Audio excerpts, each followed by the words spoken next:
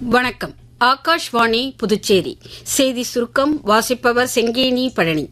ஈரானில் தற்பொழுது ஏற்பட்டுள்ள நிலவரங்களை கருத்தில் கொண்டு இந்தியர்கள் அவசிய தேவையின்றி ஈரான் செல்வதை தவிர்க்க வேண்டும் என வெளியுறவு அமைச்சகம் அறிவுறுத்தல் வெளியிட்டுள்ளது.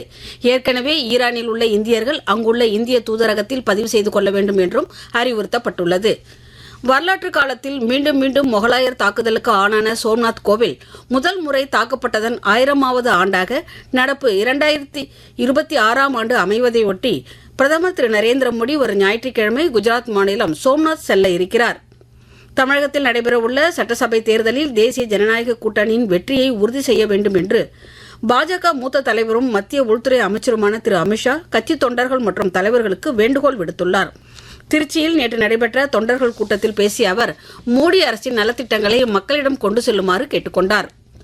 கிராமப்புற மக்களின் வேலைவாய்ப்பு மற்றும் வாழ்வாதாரத்திற்கு உறுதியளிக்கும் வகையிலான விக்சித் பாரத் ஜி சட்டம் முந்தைய மகாத்மா காந்தி தேசிய வேலை உறுதியளிப்பு திட்டத்தில் வெளிப்படைத் தன்மையை கொண்டு வந்து இருப்பதாக மத்திய வேளாண் அமைச்சர் திரு சிவராஜ் சிங் சௌஹான் கூறியுள்ளார். நேற்று ஈரோட்டில் விவசாயிகளிடையே பேசுகையில் அவர் இவ்வாறு கூறினார்.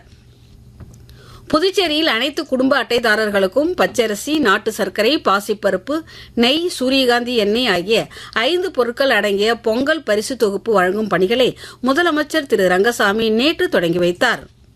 புதுச்சேரியில் பொங்கல் பண்டிகைக்கு முன்பாக பழைய மெத்தைகள், படுக்கைகள், பழுதடைந்த மின்சார பொருட்கள் மற்றும் இதர பயனற்ற பொருட்களை சாலை அல்லது குப்பை தொட்டி அருகில் போடுவதை பொதுமக்கள் தவிர்க்க வேண்டும் என உழவர்கரை நகராட்சி கேட்டுக் கொண்டுள்ளது.